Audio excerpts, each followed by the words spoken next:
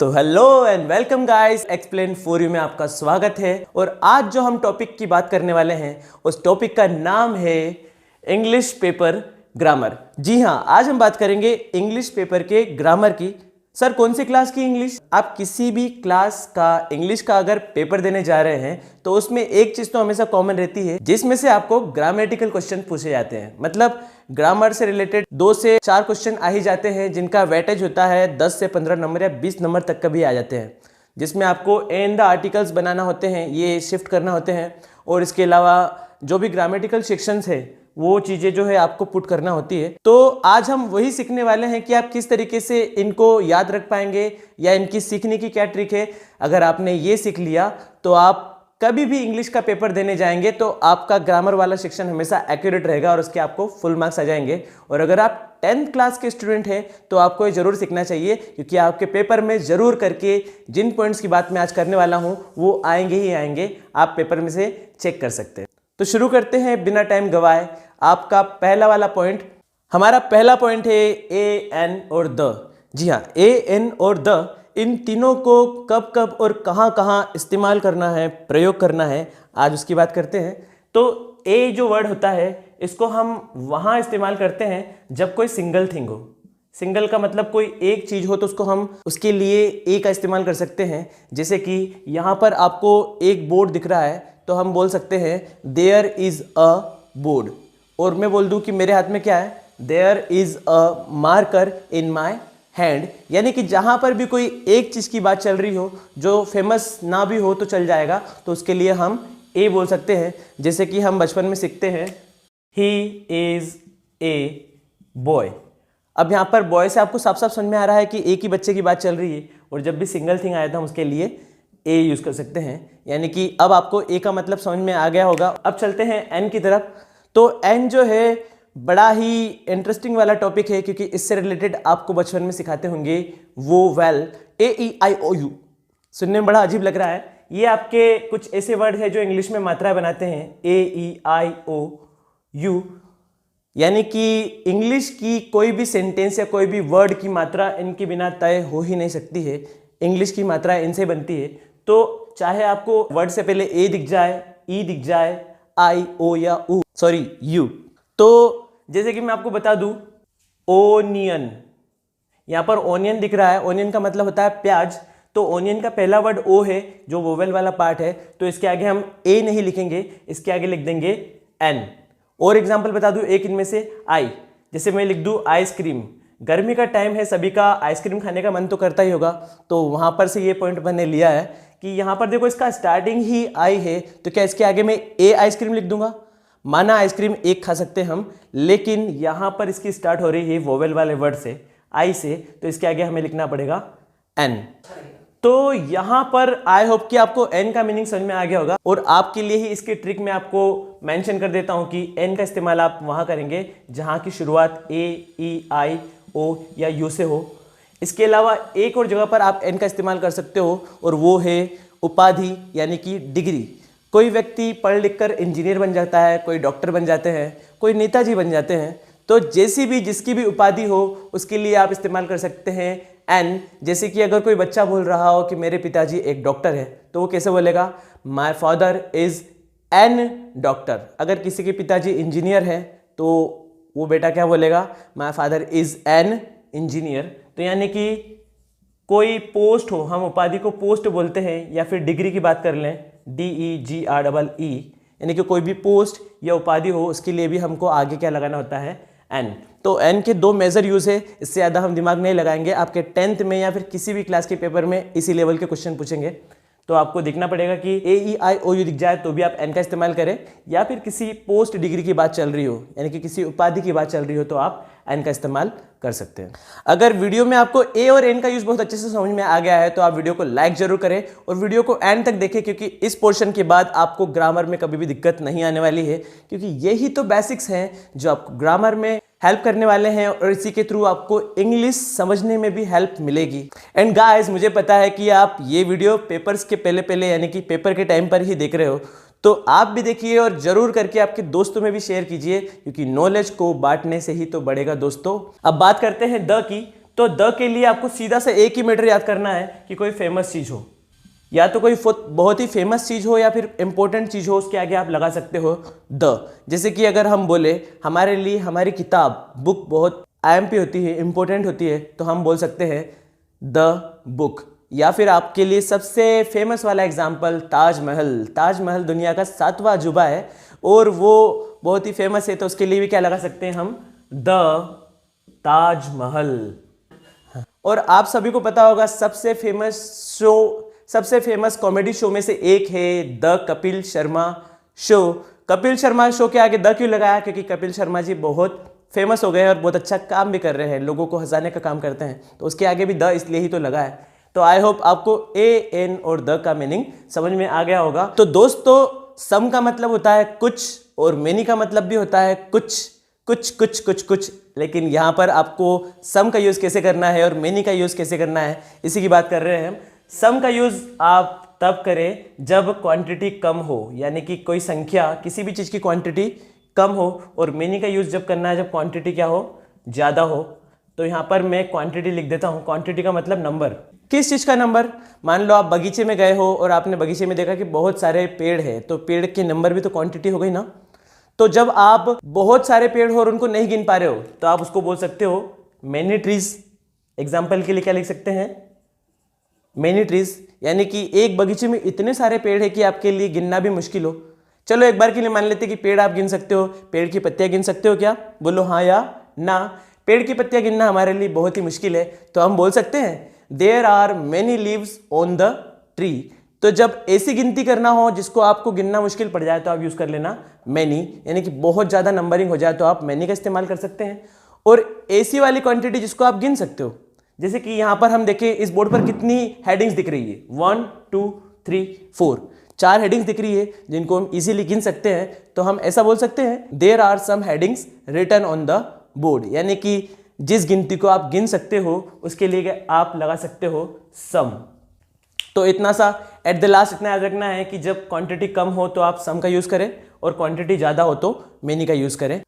तो दोस्तों, अगर आपको सम और मेनी का यूज करना समझ में आ गया है तो आप कमेंट करके बताइए सर सम मेनी समझ में आ गया। तो मुझे पता चल जाएगा कि आप में से कितने लोगों ने यहाँ पर हाजिरी लगाई है, और जो हाजिरी लगाने वाले हैं उनको ग्रामर में बहुत अच्छे नंबर आने वाले हैं। आप चाहे तो लास्ट में देख लेना, एग्जाम के लास्ट में। तो चलते हैं अगली हेडिंग, बिटवीन और अमोंग। इन दोनों का ही मतलब होता है बीच में, तेरे मेरे बीच में। उसके बीच में आपको क्या लगाना है, बिटवीन और अमोंग। देखो, बिटवीन का इस्तेमाल आप तब करोगे जब आप दो चीजों के बीच की बात कर रहे हो, दो के बीच अंतर। जब आप कोई दो चीजों के बीच में अंतर बताएंगे या फिर संबंध बताओगे तो आपको यूज करना है बिटवीन। जैसे कि आपने आपके ही सब्जेक्ट में देखा होगा, right the difference between this and this, है ना। तो दो चीजों के बीच में अगर आपको अंतर बताना है या फिर संबंध बताना है तो आप इसका इस्तेमाल करेंगे बिटवीन। जैसे कि दो स्टूडेंट खड़े हैं, मैं आपके लिए एग्जांपल स्थापित कर देता हूं। आपके हेमंत सर मेरे सामने हैं, उनको बुलाना चाहूंगा। आइए Hemant sir. Difference between maths teacher and science teacher. अब आपको बिटवीन शब्द का इस्तेमाल कैसे करेंगे, आपको दो लोग दिख रहे हैं, दो लोगों के बीच में आप बिटवीन का इस्तेमाल कैसे कर सकते हैं। What is the difference between science teacher and maths teacher. तो यहां पर बिटवीन का इस्तेमाल आपको करना आ गया। यानी कि जब दो लोगों की बात चले और उनके बीच में अगर आपको कुछ भी कनेक्शन बताना है तो आप क्या इस्तेमाल करेंगे, बिटवीन। अब चलते हैं अमोंग की तरफ। Thank you very much Hemant sir. अब बात करते हैं अगले पॉइंट की। अगला पॉइंट है अमोंग। अमोंग का मतलब भी बीच में ही होता है, लेकिन बीच का मतलब जब बहुत बहुत बहुत सारे लोग हो और उसके बीच में अगर आपको कुछ कनेक्शन बताना है तो आप बोल देना अमोंग। जैसे कि अगर आप स्कूल की प्रेयर की लाइन में खड़े हैं तो उसमें बहुत सारे स्टूडेंट हो जाते हैं, दो से ज्यादा तो होते ही हैं, और उस प्रेयर के बीच में आपसे पूछा जाए कि आप कहां खड़े हो, तो आप क्या बोलोगे, I am standing between two students. नहीं, स्टूडेंट्स तो बहुत सारे हैं, तो हम ऐसा कहेंगे I am standing among many students. यानी कि जब बहुत सारे लोगों के बीच की बात करें तब यूज करेंगे अमोंग। यानी कि दो लोगों के बीच का कनेक्शन को बताना है तो बिटवीन, और बहुत सारे लोगों के बीच का कनेक्शन बताना है तो अमोंग का इस्तेमाल कर सकते हैं। केवल इंसानों में ही नहीं, दुनिया की हर एक चीज की क्वांटिटी में जब दो चीजों की क्वांटिटी बताना है तो बिटवीन का इस्तेमाल करो, और ज्यादा क्वांटिटी के बीच आपको कनेक्शन बताना है तो अमोंग का इस्तेमाल करेंगे। यानी कि अभी आपको समझ में आ गया है, तो इसका मैं ट्रिक लिख देता हूं। बहुत सारे लोगों में अगर आपको संबंध बताना है या फिर अंतर बताना है तो वो अमोंग में यूज होगा। अब लास्ट हेडिंग की तरफ चलते हैं इस सेशन की, जिसमें आपको बताना है मच और मेनी का इस्तेमाल। तो गाइस अभी तक आपको खास 3 पॉइंट बता चुका हूं जो आपको एग्जाम में बहुत ज्यादा हेल्प करने वाले हैं। तो इससे पहले मैं आपसे पूछना चाहूंगा कि क्या 4th पॉइंट पढ़ाया जाए? क्या आप इस क्लास को एंजॉय कर रहे हैं? यस और नो? तो आप कमेंट करके बता सकते हैं कि आपको क्लास अच्छी लग रही है। ठीक है, हम समझ जाते हैं कि आप एंजॉय कर रहे हैं। नहीं भी कर रहे हो तो भी हम समझ ही जाते हैं कि आप कर रहे हैं, ऐसा मान लेते हैं। तो आगे बढ़ते हैं मच और मेनी की तरफ। मच का इस्तेमाल आपको तब करना है जब किसी चीज को आप नहीं गिन सकते हो। नहीं गिन सकने के लिए, नहीं गिना जा सके, मैंने हिंदी में आपके लिए लिख दिया है, यानी कि जब किसी चीज को नहीं गिना जा सके। एग्जाम्पल की बात करते हैं। अगर आपके हाथ में एक चाय की प्याली हो और उसको पिलाने वाली भी आएगी जब आप अपनी उस उम्र में पहुंच जाएंगे, लेकिन यहाँ पर हमारा एग्जाम्पल है चाय को क्या आप गिन सकते हो कि चाय में कितने पार्टिकल्स हैं? नहीं गिन सकते हो, लेकिन इसकी क्वांटिटी को हम बता सकते हैं कि कप भर के चाय या फिर तपेला भर के चाय। तो वो चीज़ गिनने के अंदर नहीं आएगी।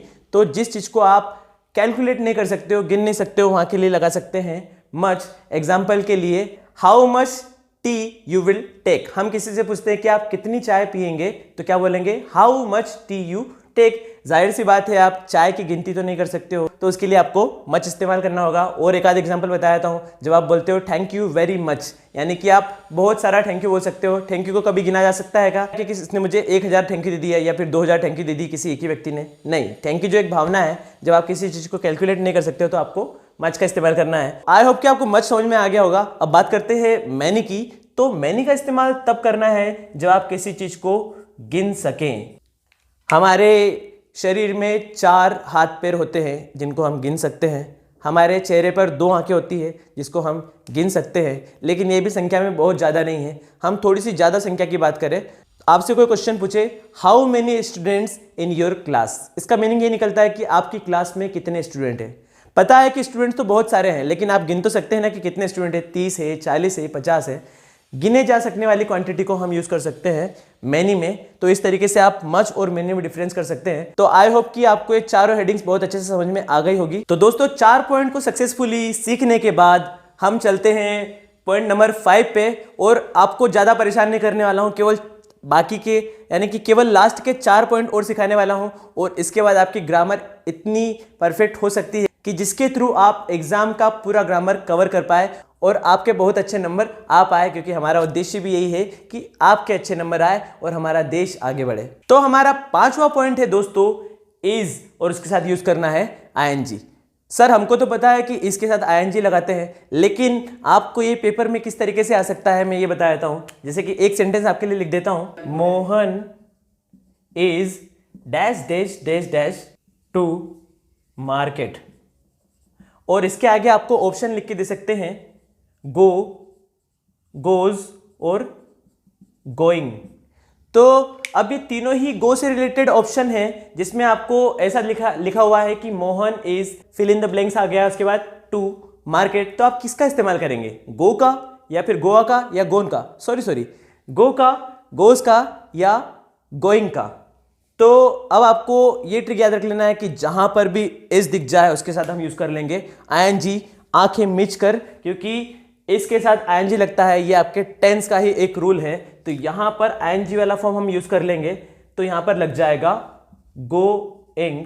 यानी कि तीनों वर्ब आपको एक जैसी दे दी, फिर भी आप कैसे पहचान पाएंगे कि जहां इस है वहां पर आईएनजी है। और यहां पर आपका ये जो है टॉपिक क्लियर होता है कि जहां इस दिख जाए वहां पे आप आईएनजी वाली वर्ब इस्तेमाल करेंगे। आई होप कि आपको समझ में आ गया होगा। अब इसे मिटाते हैं और आगे बढ़ते हैं कि क्या इस्तेमाल करना है। अब आपको हेडिंग नंबर 6 दिख रही है, हैज और हैड। उसके आगे मैंने पहले से ट्रिक भी लिख दी है कि थर्ड फॉर्म वर्ब की, यानी कि यहां पर जब भी आपको हैज या हैड दिख जाए तो आपको वर्ब की थर्ड फॉर्म शो करना है। फिर उसे मैं आपके लिए एग्जांपल लिख देता हूं। जैसे कि एक एग्जांपल ये है, फिर से मोहन हमारे बीच में आएगा, Mohan has dash dash dash dash the notes.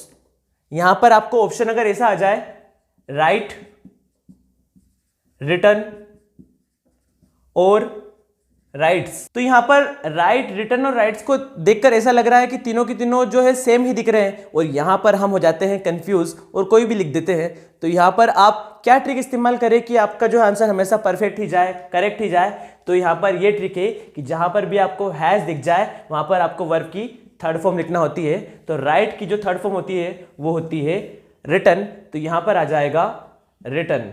यानी कि सेकेंड ट्रिक में आपको यही बताना चाहूँगा कि हैज दिख जाए या फिर हैज की जगह हैड लिखा हुआ आ जाए तो आपको उसके आगे जो भी वर्ब रहेगी उस वर्ब में हमेशा थर्ड फॉर्म का इस्तेमाल करना है। और ये भी आपके टेंस का ही एक रूल है।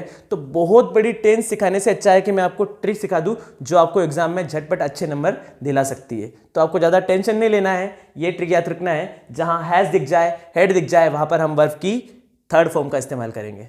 तो कैसे लगी? और अगर आपने ट्रिक इस्तेमाल कर ली है तो इसके साथ एक और चीज़ करना जरूरी है, इस वीडियो को लाइक करना जरूरी है, क्योंकि यहीं से तो आपको ये सीखने को मिल रहा है और आप इसे ज़िंदगी भर जरूर याद रखेंगे, ये मेरी आशा है आपके लिए। तो चलते हैं पॉइंट नंबर 7 पे। और उससे पहले मैं ये मिटाना चाहूँगा ताकि आपको पॉइंट नंबर 7 अच्छे से समझ में आ जाए। पॉइंट नंबर 7 क्या कहता है, हम पढ़ लेते हैं। सिंगुलर जहाँ भी दिखेगा वहाँ पर हम वर्ब के साथ एस लगाएंगे। सिंगुलर का मतलब होता है कोई एक पर्सन या कोई एक ऑब्जेक्ट, वो कोई वस्तु भी हो सकती है, वो कोई इंसान भी हो सकता है, वो कोई जानवर भी हो सकता है, कोई एक, तो उसको हम कह देंगे सिंगुलर। और सिंगुलर के साथ जब भी वर्ब इस्तेमाल करो तो उस वर्ब में इस्तेमाल करना एस का। जैसे कि एग्जाम्पल है earth dash dash dash around the सन।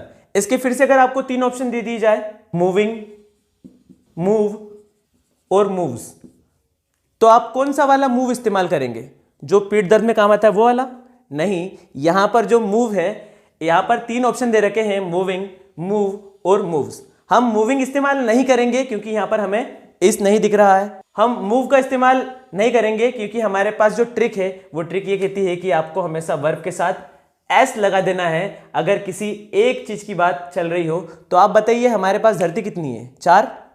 एक ही धरती है जिस पर हम रहते हैं, तो वो धरती अगर अकेली है और अगर वो सन के अराउंड चक्कर लगाती है तो हमें लगाना पड़ेगा मूव के साथ एस वाला फॉर्म। और मूव्स का मतलब होता है चक्कर लगाना, यानी कि हमें वर्ब के साथ एस इस्तेमाल करना है।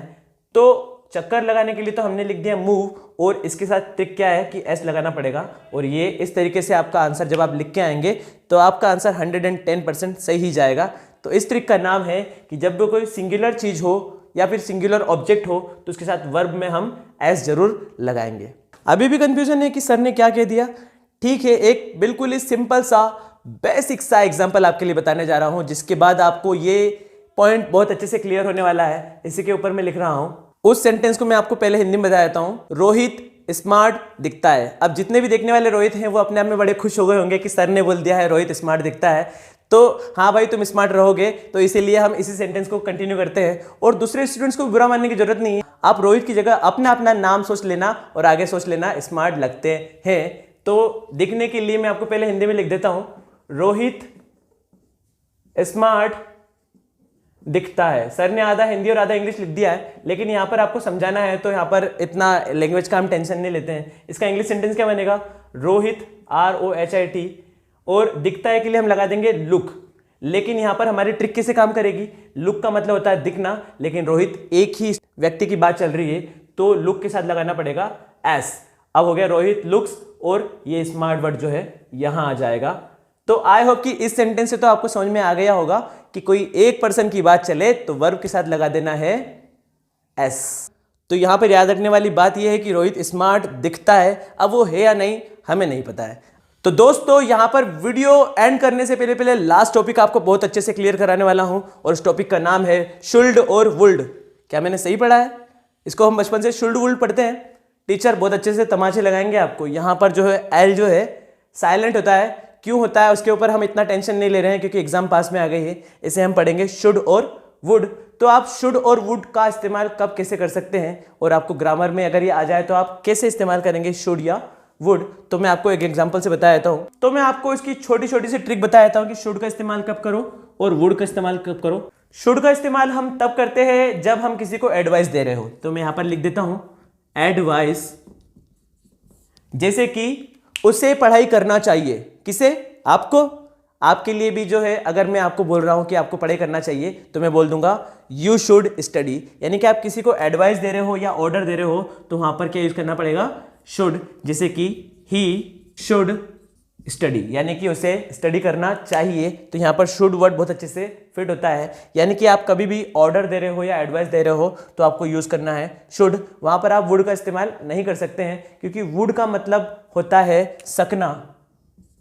किसी भी चीज़ करने की एबिलिटी को हम बोलते हैं सकना। तो वुड का इस्तेमाल हम तब करेंगे जब कोई संभावना बताना हो। जैसे कि क्रिकेट का कोई खिलाड़ी अगर मैदान में आता है तो हम बोलते हैं कि ये खिलाड़ी 50 रन मार सकता है, तो हम उसे इंग्लिश में कैसे कहेंगे? This player would make 50 run, क्योंकि यहाँ पर हम संभावना बता रहे हैं। यानी कि जब भी आप संभावना बताओगे किसी चीज़ की तो आपको यूज़ करना है वुड। और एग्जाम्पल मैं आपके लिए लिख देता हूँ, the player would make 50 runs, यानी कि एक प्लेयर जो है 50 रन्स बना सकता है। तो शुड का इस्तेमाल आप एडवाइस और ऑर्डर देने के लिए यूज़ करो, और वुड का इस्तेमाल करो जब आप कोई संभावना बताना हो, या फिर एक और जगह जब आप किसी से रेस्पेक्टफुली बात करते हैं तो भी आप वुड का इस्तेमाल कर सकते हैं। अगर आपको किसी से गिलास भर पानी मांगना है तो आप बोलिए would you give me please 1 glass of water, तो यहाँ पर भी वुड का इस्तेमाल हो जाएगा।